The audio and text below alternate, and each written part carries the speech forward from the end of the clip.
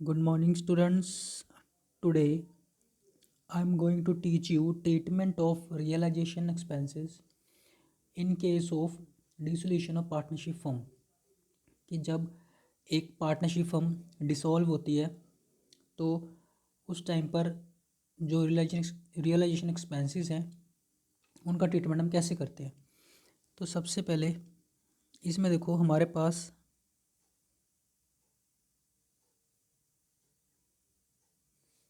पहले हम केस देखते हैं और उनकी जर्नल एंट्रीज देखते हैं। रियलाइजेशन एक्सपेंसेस होते कौन से हैं? ये वो एक्सपेंसेस हैं जो एसेट्स को बेचने में और लाइबिलिटीज़ को पे करने में जो सारे प्रोसेस का जो खर्चा आता है उसको बोलते हैं रियलाइजेशन एक्सपेंसेस। ठीक है, अब इनका ट्रीटमेंट पार्टनरशिप फर्म में हम कैसे करते हैं, फिर उसको एक न्यूमेरिकली क्वेश्चन से हम सीखने की कोशिश करेंगे। सबसे पहले हम देखते हैं कि हमारे पास जो केसेस हैं वो कौन कौन से होते हैं। Case 1,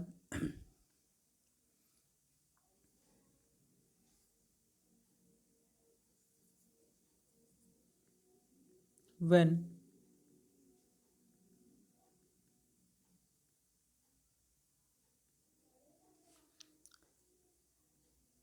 expenses are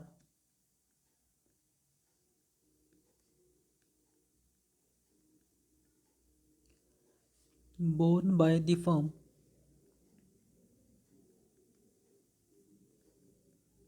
and paid by the firm। ये केस है। मतलब कि इसमें क्या होता है कि एक्सपेंसेस को पे करने की रिस्पॉन्सिबिलिटी बोर्न यानी कि रिस्पॉन्सिबिलिटी किसकी है, फर्म की, और पेड भी किसने कर दिए, फर्म ने। तो इस केस में हम जर्नल एंट्री क्या पास करते हैं,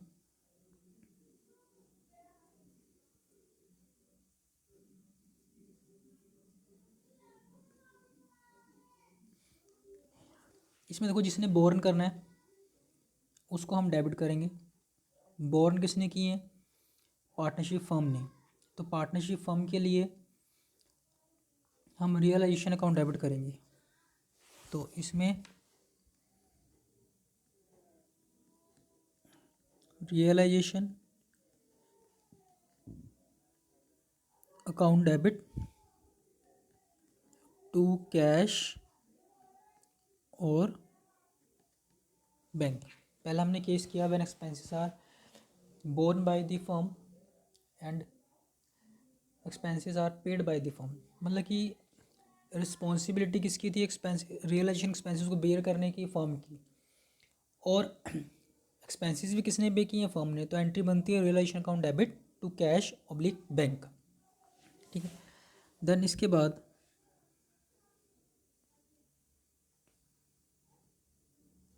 second case,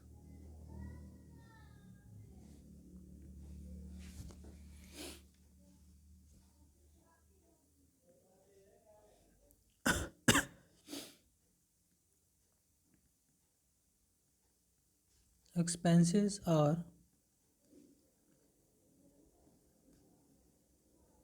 borne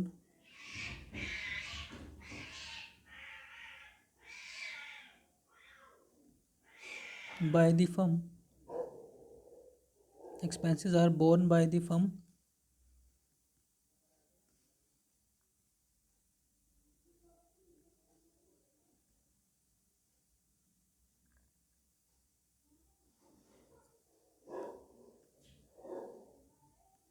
but paid by the partner।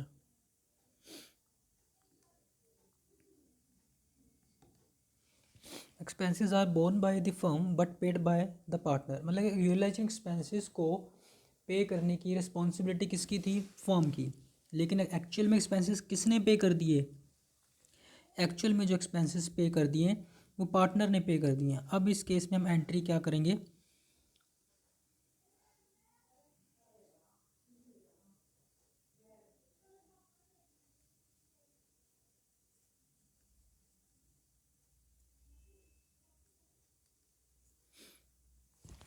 अब जिसने बोर्न कर रहा था उसको हम डेबिट करेंगे। बोर्न किसने करना था? फर्म ने। तो फर्म के लिए रिलेशन अकाउंट डेबिट होगा।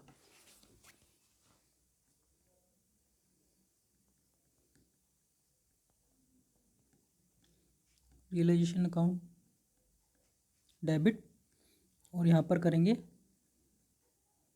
Concerned partners capital account debit. Capital account credit, sorry मैंने गलती से डेबिट बोल दिया। कंसर्न पार्टनर्स कैपिटल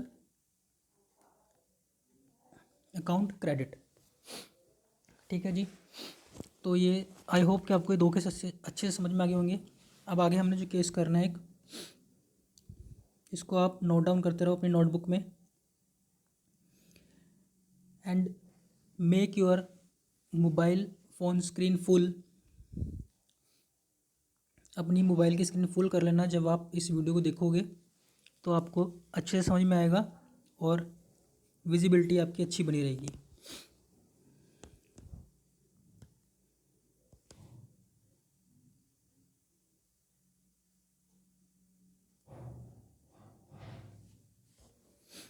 अब इसमें मैंने केस करना है third.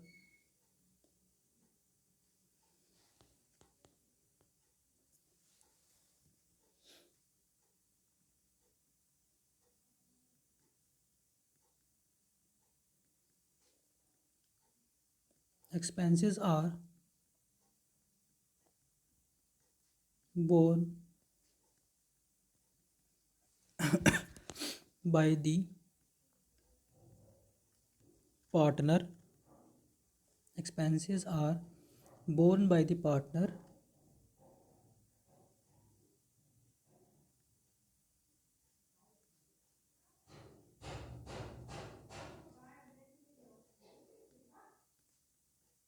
and paid by the partner.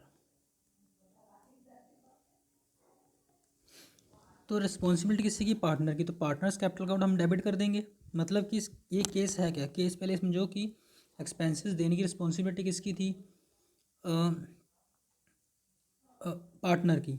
और एक्सपेंसेस एक्चुअल में पे भी किसी ने किए? पार्टनर ने पे किए। तो इसकी एंट्री जो है, वैसे अगर हम देखें तो ये बनती है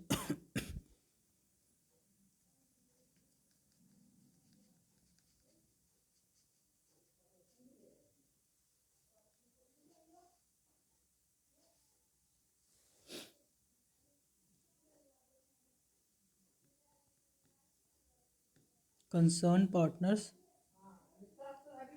capital account debit to concern partners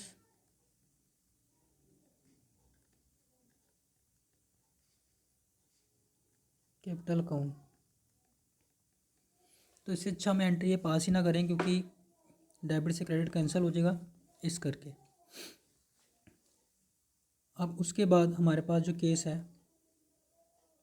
third case हमने किया expenses are borne by partner and paid by partner.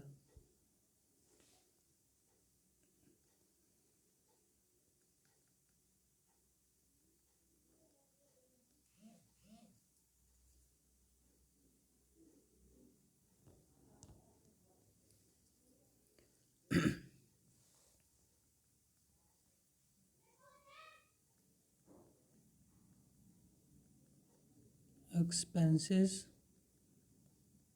are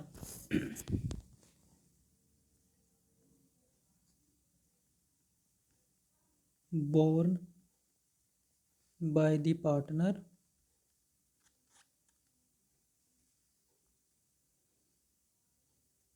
but paid by the firm। Expenses किसने बोर्न करने थे? पार्टनर ने, लेकिन पे किसने कर दिए? फर्म ने। तो फर्म अपनी बुक्स ऑफ अकाउंट्स में क्या एंट्री पास करेगी?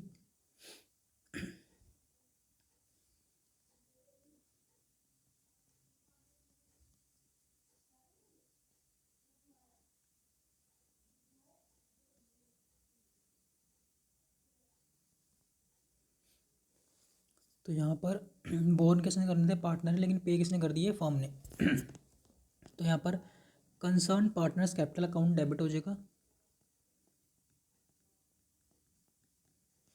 पार्टनर्स कैपिटल अकाउंट डेबिट, क्योंकि फर्म के पास से कैश गया है तो टू कैश या हम बैंक भी लिख सकते हैं। हाँ जी, आई होप आपको यहाँ तक ट्रीटमेंट समझ में आ गया होगा। कई बार ये होता है कि जो एक्सपेंसेस हैं वो एक पार्टनर पर्सनली बोर्न कर लेता है, तो उसकी एंट्री हम नहीं करते।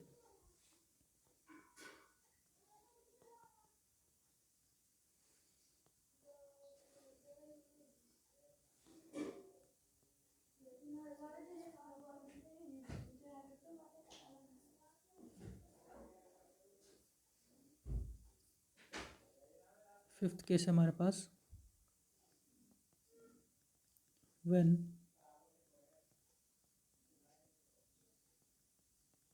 expenses are borne by the partner personally।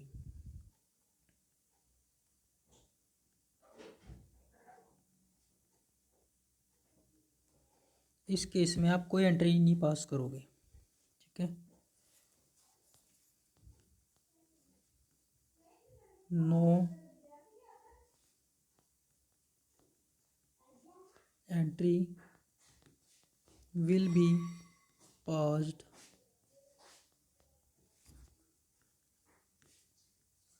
when expenses are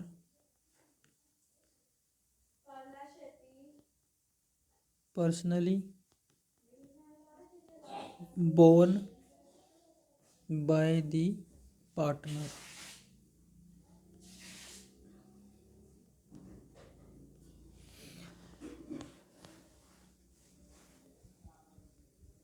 Now we are going to solve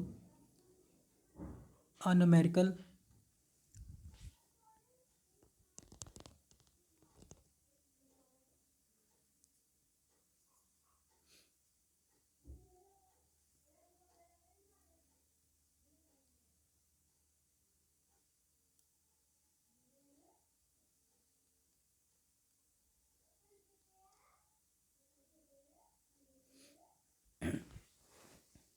आपको दिया, इसमें हमने जर्नल एंट्री बनानी है। तो जर्नल एंट्री हम कैसे बनाएंगे?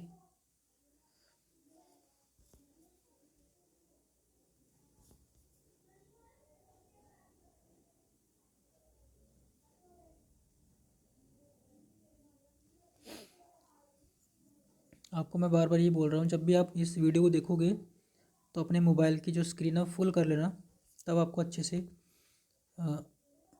दिखेगा और आपको समझने में आसानी होगी। तो पहली एंट्री देखो यहाँ पर हमारे पास है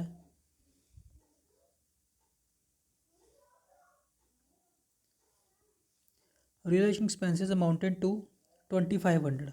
अब ये नहीं बताया किसने पे किया, तो हम ये मान के चलेंगे कि फर्म ने पे किए। तो यहाँ पर आप एंट्री जो ए की जो एंट्री करोगे, एंट्री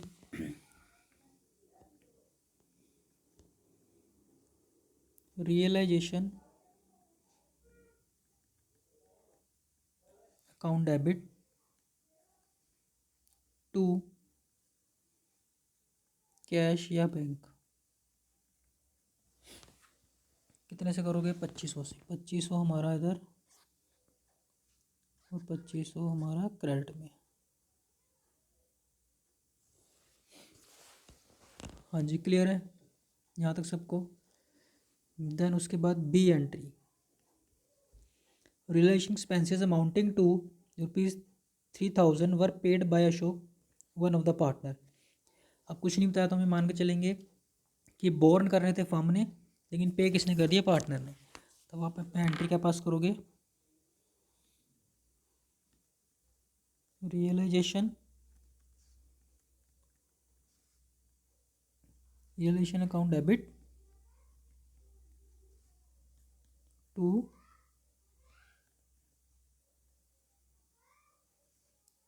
अशोक कैपिटल। अब यहाँ पर 3,000, क्रेडिट साइड में भी सेम अमाउंट 3,000।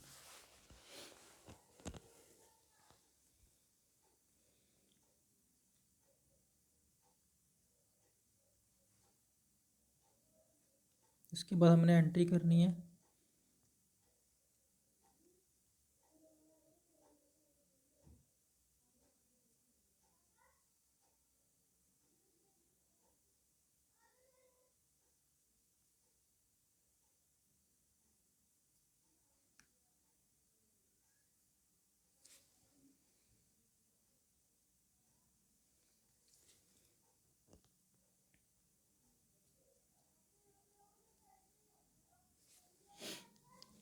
जो एंट्री नंबर सी है, relating expenses rupees 2,300 borne by Tarun personally. ये पर्सनली करती है, इसकी हम कोई एंट्री नहीं पास करेंगे, no entry. D, Amit a partner was appointed to realise the assets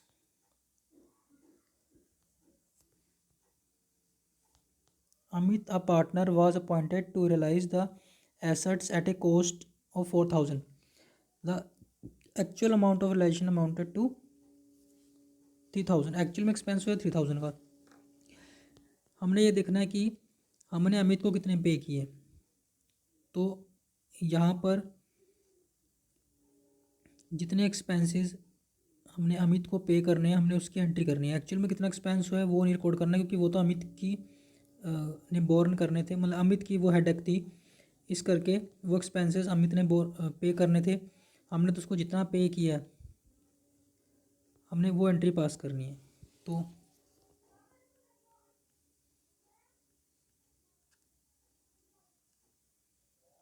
realisation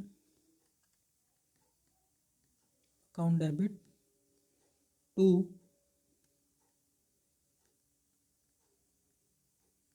Amit capital, ठीक है। तो इसमें अमाउंट आ जाएगी 4,000 से। एंट्री जो अमाउंट जो आएगी वो 4,000 से आएगी।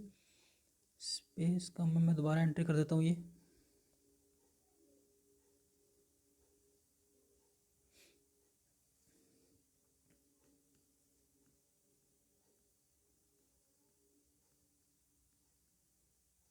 रियलाइजेशन अकाउंट डेबिट 4,000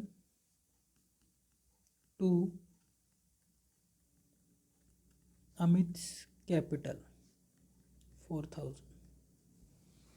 ठीक है जी। आई होप आपको अच्छे से समझ में आ गया होगा treatment of realisation expenses. Thank you so much and keep sharing my videos.